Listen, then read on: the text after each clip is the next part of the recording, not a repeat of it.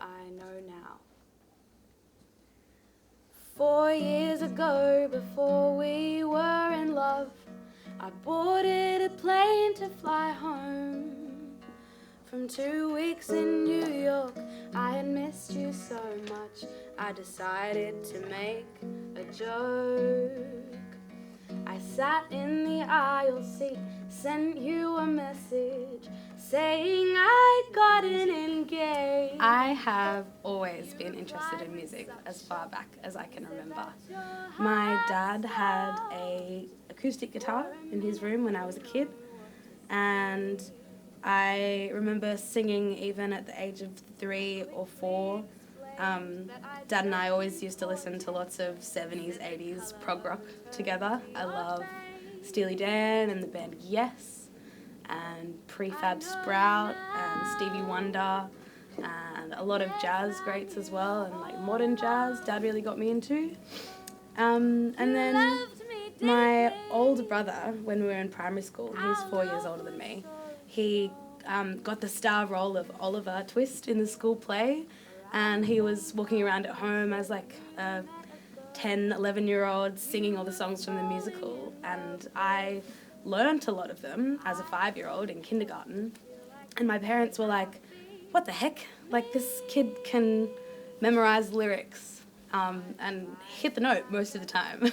And so they asked the teachers if I could audition for a solo that wasn't originally in the school play, and I went and sang for all the teachers in the staff room at lunchtime one day as a 5-year-old, as a tiny little thing, and they were like, yeah, you can have a solo, whatever, and I was like, woohoo! And so then I'd just been singing and performing in school and started busking in public when I was about 11, and was also really lucky to have some preliminary music lessons in piano from the age of 6, and then when I was 12 I stopped learning piano and started doing voice lessons as well with a fantastic local jazz musician up in the mountains called Rachel Hannon, and she kind of introduced me to the jazz music that I really love. I thought I knew you, I guess I was wrong.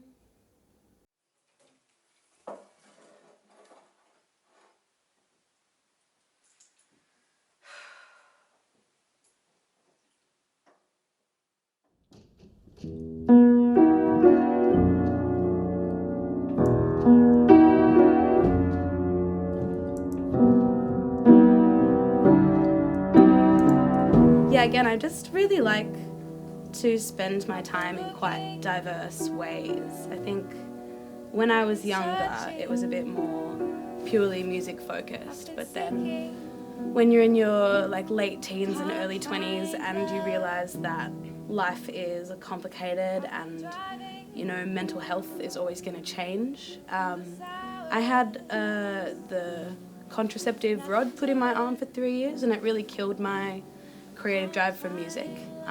But at the time I didn't realize the connection, and so I just kept on getting upset about not feeling driven to make music, and that's kind of when I started dipping my fingers in all the other pies of, like, I bought a van and converted that into a little home and started doing lots of other things to try and comfort myself about not having made much music. And then when I got that rod taken out, I started writing songs again and just realised how much I'd filled up my time with other things that weren't music related. So the last... Even they don't know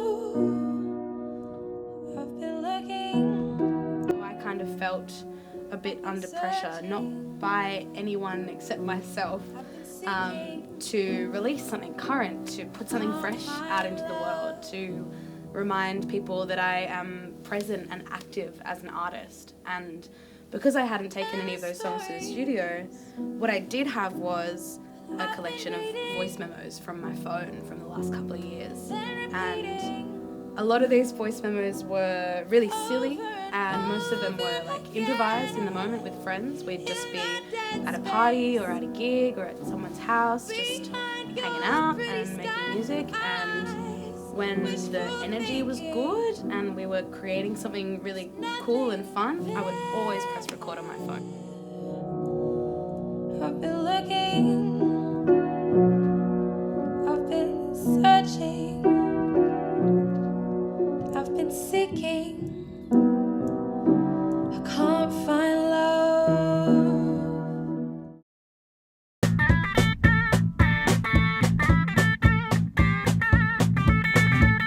I got hundreds of these voice memos, and a lot of them are really, really messy, or like I drop the phone, or there's awful wind noise, but there's a couple that I would listen back to on repeat. Like I even imported them into my private Spotify on my computer, so I had my own little playlists of these jams with my friends, and I thought that if I wanted to release something, I was actually sitting on this huge library of content, even though it's not, it wasn't a traditional release in that sense. So there's 11 tracks on the album, and the first one is just a spoken introduction about the concept of the album and the fact that it's not recorded in a studio and that it's recorded on my crappy phone. So acknowledges and thanks all the people that are also in the recordings, because there's only one of those 10 recordings that's just me on my own. The rest of them are with lots of other friends in different states, in different towns all across the country.